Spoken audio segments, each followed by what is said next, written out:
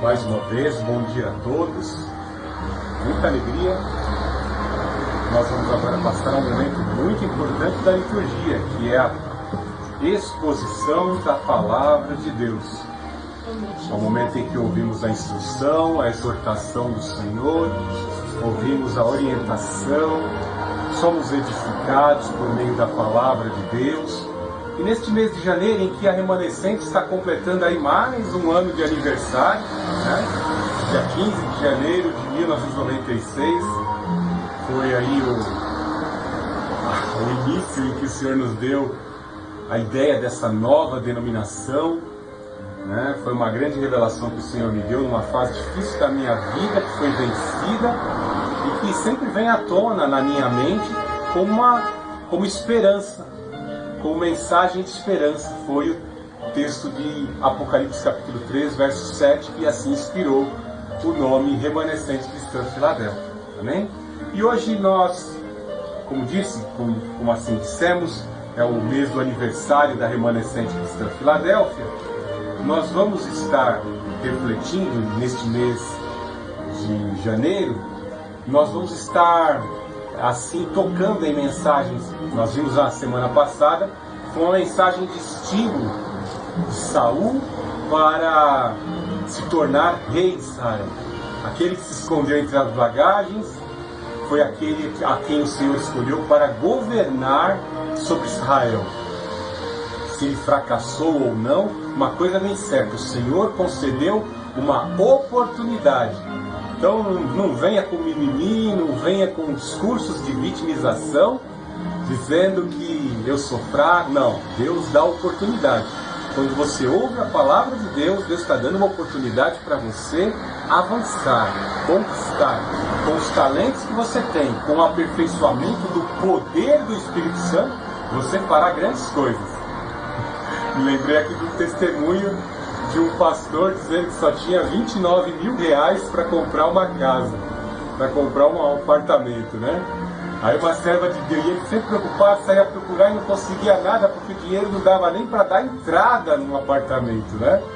Aí uma serva de Deus veio e deu um recado para ele: ó, Deus manda dizer, eu não sei nem quanto você tem na conta, mas o que você tem é o suficiente para mim te dar o apartamento. Então, é Deus quem dá, né? A gente é fraco, a gente não tem recurso, limitadas são as nossas competências, mas o Deus que nós servimos é o Deus do impossível. A sua competência é ilimitada. Ele é o El Shaddai, o Deus Todo-Poderoso. E ainda nesse sentido de trazermos mensagens que nos estimulem a uma vida de vitória, é muito importante nós termos em mente, termos a consciência de que uma vida penitente, uma vida de constante arrependimento, de monitoramento da nossa própria santificação, vai nos redundar, vai implicar numa vida de vitória, de conquista. É muito terrível nos dias de hoje algumas pessoas estarem buscando restituição, reparação na presença de Deus, mas não vivem inteiramente na presença de Deus para receberem essas bênçãos. Amém? Vamos abrir nossas Bíblias em primeiro livro de Samuel, capítulo 7.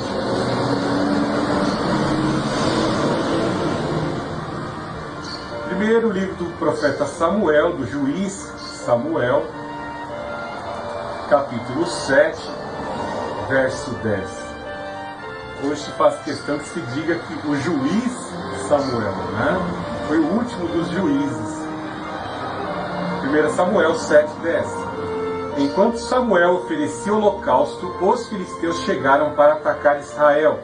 Mas naquele dia o Senhor trovejou com grande estrondo sobre os filisteus e os destruiu, de modo que foram derrotados pelos israelitas. Os homens de Israel saíram de Mispa, perseguiram os filisteus e os feriram até abaixo de Bet-car. Então Samuel tomou uma pedra e o pôs em Mispa, e Sem, e lhe chamou Ebenezer, e disse: até aqui nos ajudou o Senhor. Assim, os filisteus foram subjugados e não vieram mais ao território de Israel, porque a mão do Senhor foi contra os filisteus durante os dias de Samuel. e as cidades que os filisteus haviam conquistado foram devolvidas a Israel. Vamos ler novamente, versículo 14. As cidades que os filisteus haviam conquistado foram devolvidas a Israel, desde Ecrom até Gade, cujos territórios Israel também tomou dos filisteus, e houve paz entre Israel e os amorreus. Samuel julgou Israel todos os dias de sua vida. De um ano em ano, percorria Betel, Gigal e Mispa, julgando Israel em cada um desses lugares. Depois voltava a Ramá, onde estava a sua casa, e ali julgava Israel. E edificou ali um altar ao Senhor. Invoquemos a presença do Senhor. Deus Altíssimo, Deus de amor, Deus de poder. Eis aqui a minha vida, Pai Santo, eu a coloco à tua inteira disposição, para que o teu Espírito Santo use para assim pregarmos a tua palavra. Eu te peço neste momento, nos dá força, poder, vigor, sustentação. Te suplicamos, neste momento, que eu possa falar a verdade do interesse do teu coração para as nossas vidas. Que o Senhor fale aquilo que verdadeiramente precisamos e não aquilo que queremos ouvir. Ó Senhor Jesus Cristo, nos leva ao arrependimento todos os dias. Assim que pecarmos, meu Deus, que a doce presença do teu Espírito Santo possa nos levar a nos arrependermos, meu Deus, e nos aproximarmos de ti, com sentimento contrito, com o caráter contrito, com o caráter buscando a santificação, com sentimento de exaltação à tua pessoa que é santa. Ó meu Deus, te suplico agora neste momento, sustenta a minha vida para a pregação da palavra, eu te peço em nome do Senhor Jesus. E abençoe a remanescente cristã Filadélfia, em nome do Senhor Jesus. E abençoe aqueles que nos assistem pelo YouTube, em nome do Senhor Jesus Cristo. E assim glorificamos o Deus Altíssimo, o Senhor Jesus e o Santo Espírito. Amém.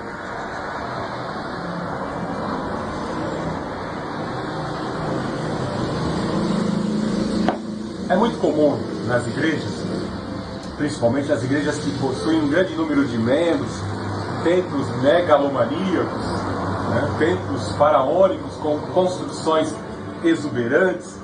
É muito comum nesses grandes templos práticas neo-judaizantes que são condenadas nas Escrituras, principalmente quando lemos o texto da carta de Paulo aos Gálatas e o texto do escritor misterioso, a carta aos Hebreus. É muito comum vermos que para se manter as grandes estruturas destas catedrais, há uma necessidade de se fazer receita, ou seja, há uma necessidade de contribuição constante, de ofertas. E a estratégia que estes apóstolos e empresários usam é de fazer desafios com a vida das pessoas. A sua fé, a tua bênção vai ser o tamanho da tua ousadia. Quanto mais você contribui, mais a graça superabunda. O que é uma grande heresia, visto que se lá em Romanos capítulo 8, nós vemos do 30 em diante, do 32 em diante, nós vemos que nos foi oferecido o Filho do Deus Altíssimo. Se o Filho do Deus Altíssimo, que é o mais importante de todos, que é o próprio Pai, se Ele deu a Ele mesmo em sacrifício, como não nos dará, juntamente com o Filho, todas as coisas? Então nós servimos um Deus que dá gratuitamente todas as coisas. Nos deu Ele mesmo, nos deu o próprio Filho. Se Ele nos dá gratuitamente o Filho, por que nós temos que pagar uma graça que é de graça? Pagar pela graça é descaracterizar o sentido da graça divina. Porque se Ele dá o Filho e se Ele dá também o Espírito Santo, o Espírito Divino que é santo, mas habita em nós que não merecemos, vamos percebendo que muitas denominações, muitos homens de Deus, homens, ou melhor dizendo, esses apóstolos e empresários, têm induzido pessoas, os nossos irmãos, ao erro, ao engodo de acharem que vão conseguir, por oferta, por contribuição, por compulsão, arrancar uma bênção de Deus. No texto de Mateus capítulo 5, 6 e 7, eu não me lembro agora se é o 6, acho que é o 6, ele fala claramente que Se o Pai cuida da natureza, da fauna e da flora, como não nos dará nós que somos filhos, nós que somos a coroa da criação, nós que temos a Deus por Pai, como Ele não dará todas as coisas? Então, nós temos um Deus que sabe muito bem daquilo que precisamos. E Ele nos dá, porque Ele é um Deus bom. Ele se alegra em dar. Quando Ele quer dar, eu não tenho que pagar por aquilo que Deus está nos dando. Uma coisa é bem certa. Existe o dom da liberalidade. Se quem trabalha, se quem lucra, se existe alguém voluntariamente que quer do seu lucro, da sua riqueza, da sua fazenda, entregar como oferta ao Senhor, que entregue. Deus ama a quem dá com alegria.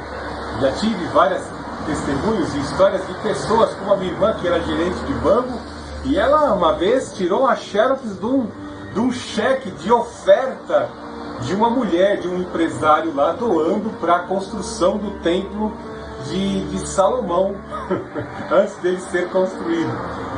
E eu fiquei impressionado de ver aquilo, um cheque de 4 milhões de reais para a construção daquele templo. Existem empresários que doam, pessoas que doam, e se quem doa, não sou eu, quem sou eu para estar julgando quem dá voluntariamente para a construção da obra de Deus? Se é legítimo ou não, quem julgará é o Senhor. O Senhor julga até este que vos entrega essa mensagem. A intenção do meu coração é em vos pregar essa palavra. A intenção aqui não é julgar nenhum dos irmãos, dos que professam a fé em Jesus Cristo, mas, de certa forma, que a minha intenção, sim, é demonstrar o que está escrito. Deus ama a quem contribui com alegria, não com tristeza, não com pesar, mas de sentimento voluntário. Eu quero que esta igreja continue com as portas abertas, pregando a palavra, pregando no YouTube, gratuitamente, por isso eu quero contribuir para que essa igreja tenha provisão. É isso que Deus se agrada. E vemos então que esta doutrina ela é um tanto que distorcida, principalmente quando se diz restituição, né? Isso já virou refrão de música, isso já rendeu para muitos cantores e estrelas gospel trabalhar essa situação de restituição, para levar as pessoas a contribuírem exageradamente até com aquilo que não tem. E esse texto de 1 Samuel nos ensina claramente quais são os passos para se alcançar a prosperidade e a restituição. No versículo 7,14, até dei uma engasgada na hora que eu estava lendo, mas é um dos textos, versos principais do que nós vamos tratar aqui nesta manhã.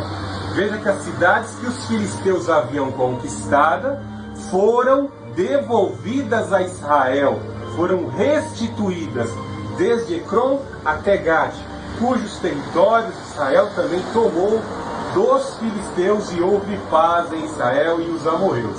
Então veja aqui que os filisteus que haviam sido derrotados pela família de Caleb, pela família dos judeus, a tribo de Judá, voltaram a adquirir força porque não foram exterminados por completo.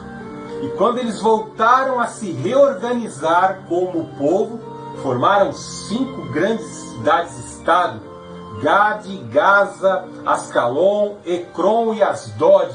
Eram cidades fortificadas. Eles desenvolveram um aparelho militar incrível, dominavam a exploração do ferro no Golfo de Arabá e construíram ali cidades quase que inexpugnáveis.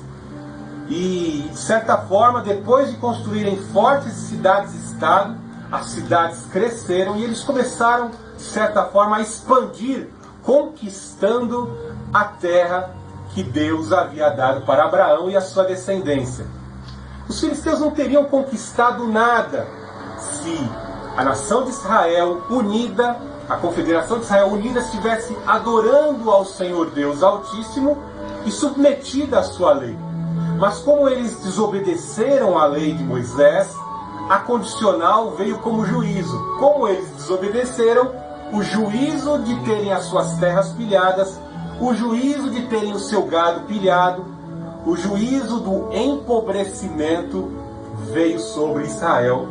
Então vemos aqui que a experiência, uma das grandes últimas experiências de Samuel como juiz, foi ter derrotado, sobre a sua intercessão, sobre a sua comunhão, sobre aquele grande levante para que Israel fosse conclamada a um arrependimento naquela grande convenção, pela oração e adoração de Samuel. O Senhor enviou saraivadas de trovões sobre o arraial dos filisteus, que vinham agora para, com toda a força, contra o povo de Deus e manterem a sua dominação e a sua hegemonia.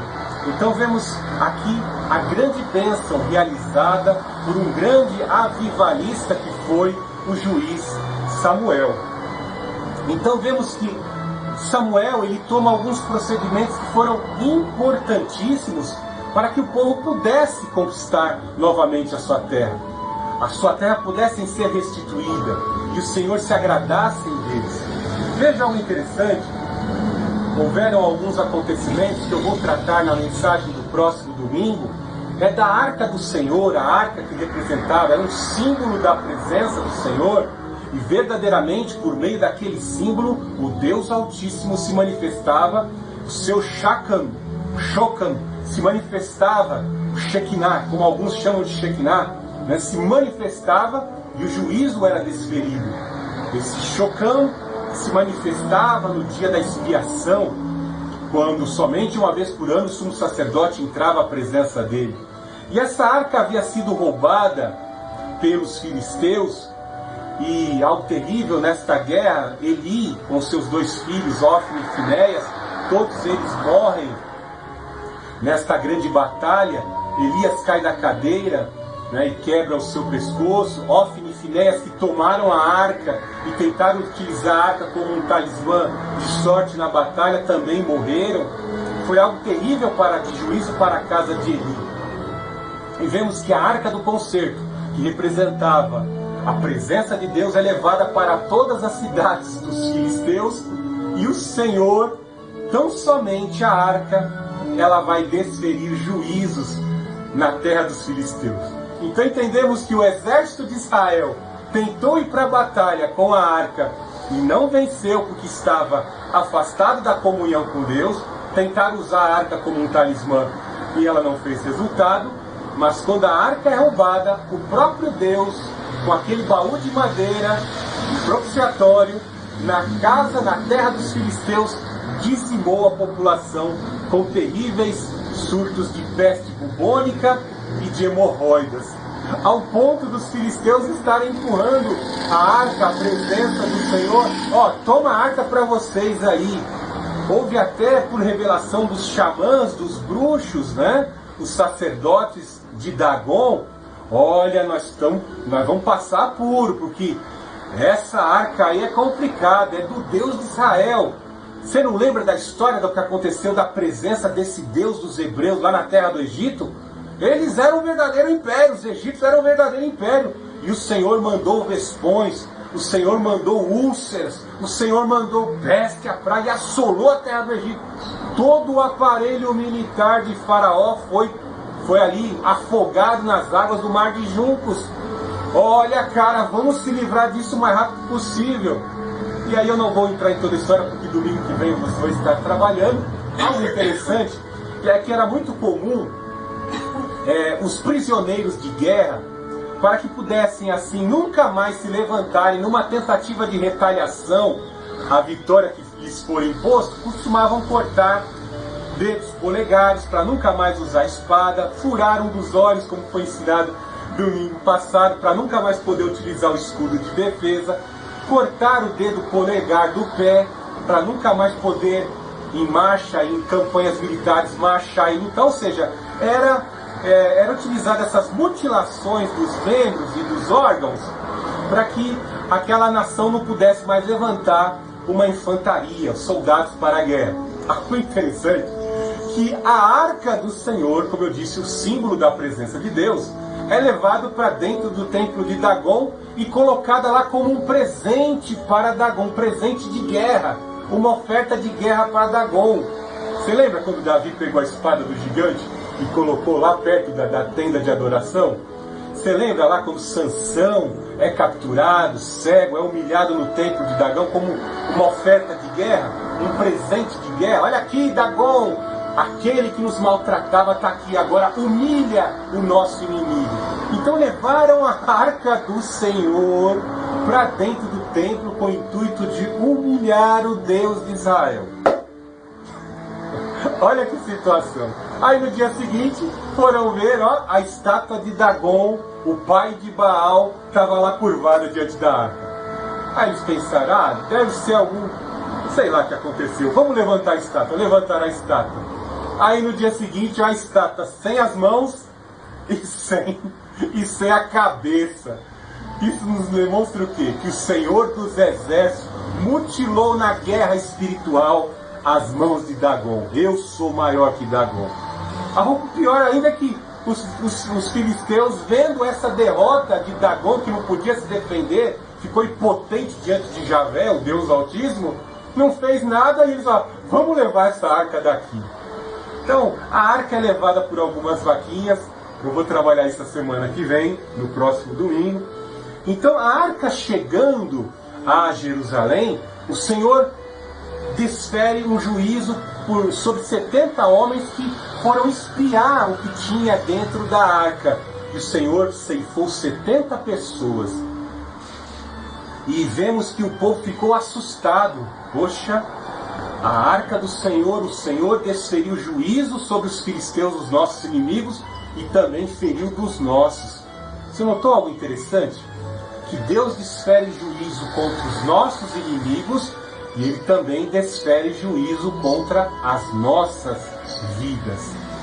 Pedro fala lá na sua primeira epístola que a prova de fogo há de se começar pela casa do Senhor, para separar o justo do injusto e aquele que serve a Deus do que não serve a Deus. Quando as primeiras pragas foram desferidas no Egito, as primeiras pragas contra o Egito afetaram também o povo de Deus, porque todas as águas se tornaram sangue.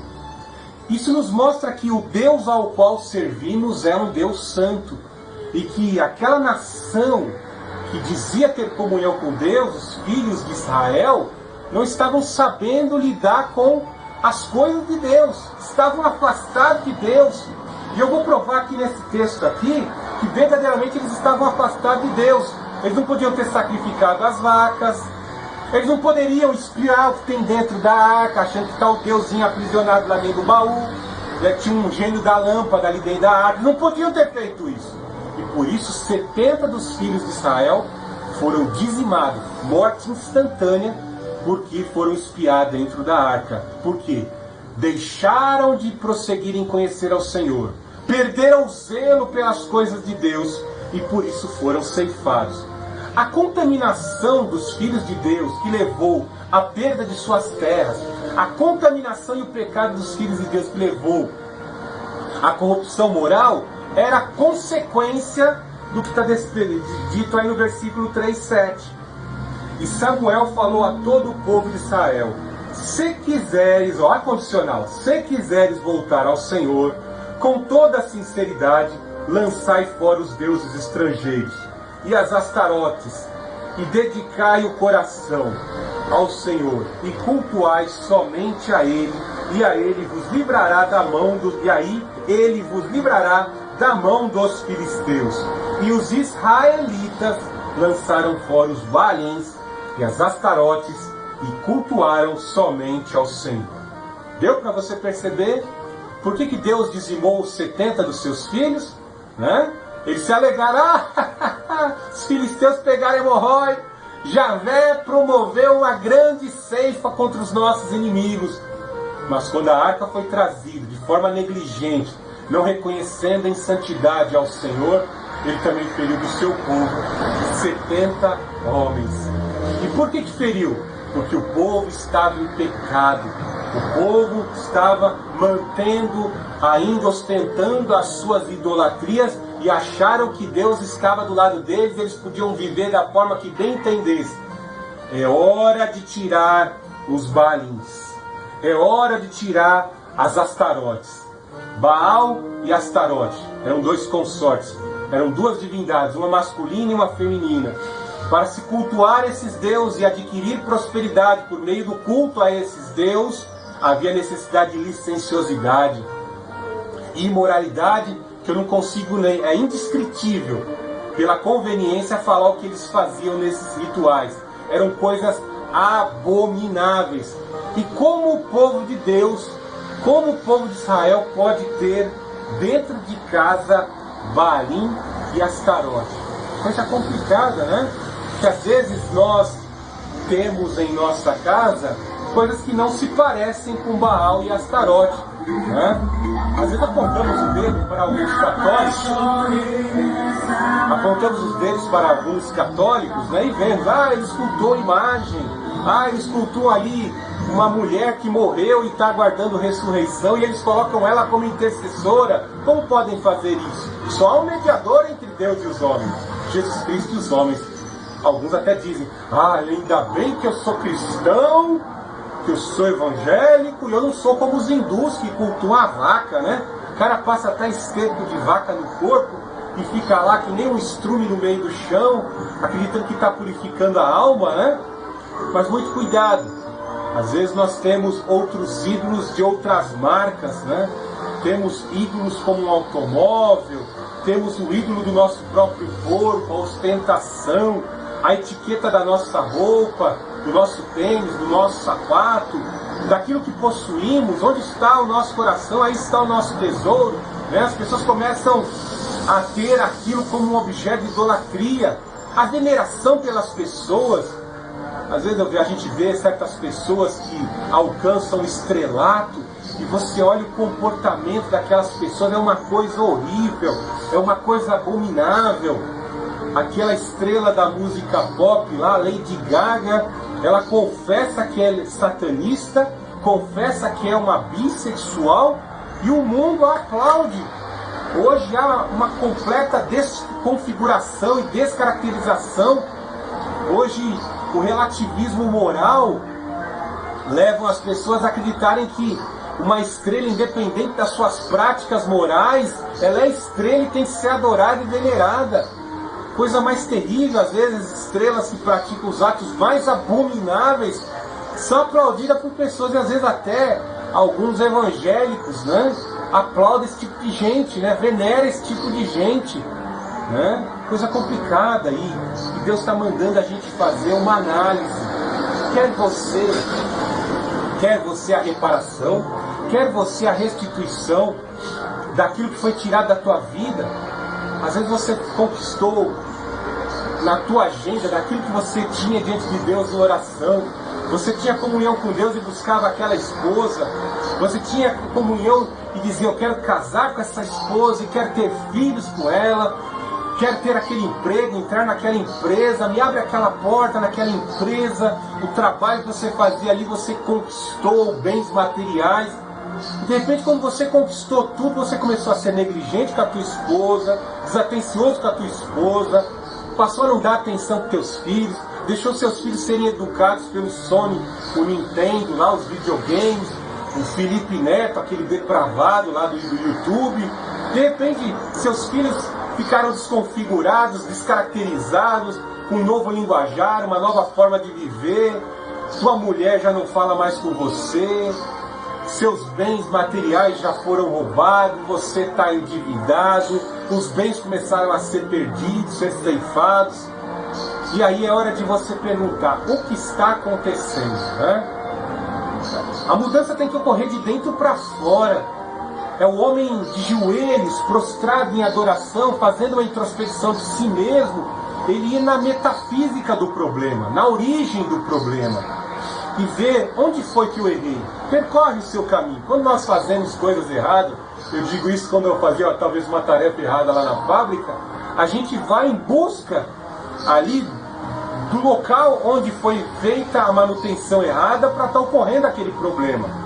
Então temos que ir na origem, no foco do problema. E às vezes nós fizemos um erro lá atrás, uma falta de perdão, uma palavra mal falada, um pecadinho que nós fomos alimentando durante tanto tempo, e quando fomos olhar, aquele pecadinho virou um monstrão ao nosso lado, atrás de nós, e nós nos encontramos impotentes diante daquele monstrão que está atrás de nós. Então é hora de nós fazermos essa introspecção e colocarmos diante de Deus. Algo de muito belo em Davi, que nos serve de exortação para as nossas vidas, e o que o torna o homem segundo o coração de Deus, é de reconhecer os seus erros, reconhecermos as nossas limitações, reconhecermos que somos propensos ao pecado, reconhecer que sem Deus, sem mim, nada podeis fazer, e assim confessarmos os nossos pecados. Todas as situações más que nós estamos vivendo é por consequência do pecado. Por mais que você diga assim, eu dirijo bem, eu administro bem a minha vida, você é pecador e você precisa de Deus. Não existe blindagem alguma, não existe bunker algum que possa te proteger do dia terrível do Senhor. E a vida negligente, a vida de falta de manutenção diária,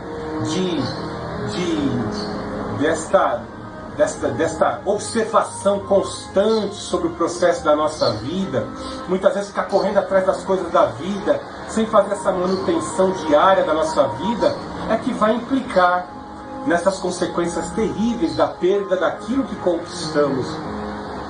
E aí vemos a instrução de Samuel para os israelitas. O que eles tinham que fazer, né? Então, eles tinham que lançar fora. Primeira coisa, lança fora. Lança fora, diga um basta e imponha pela tua convicção, por determinação, uma ruptura. A partir de hoje, eu sou um novo Fernando. A partir de hoje, eu sou uma nova pessoa. A partir de hoje, eu não vou mais ser escravo destas práticas, porque para isso se manifestou o Filho de Deus na carne, para destruir e desfazer as obras do diabo. Imponha uma ruptura. Eu não quero mais ser escravo. Tudo me é lícito, mas nem tudo me convém. Tudo me é lícito, mas eu não me deixarei dominar por nenhuma delas. Você impondo essa com voz ativa, com convicção e com fé, você impõe esse basta. Mas aí você pode dizer, mas como dizer um basta se ainda esse pecado tem uma força, esse vício tem uma força, tem um poder de atração sobre mim, o que eu devo fazer?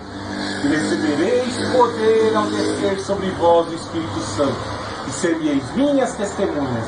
Para ser zeloso e testemunha de Jesus, você precisa do poder do Espírito Santo. É o Espírito Santo que dá força.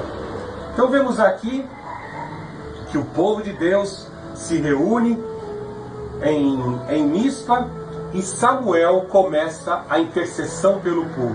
É muito importante a figura de Samuel como juiz e intercessor e mediador deste reavivamento, porque eles estavam mortos espiritualmente, conhecendo a Deus, negligentes com Deus, afastados de Deus.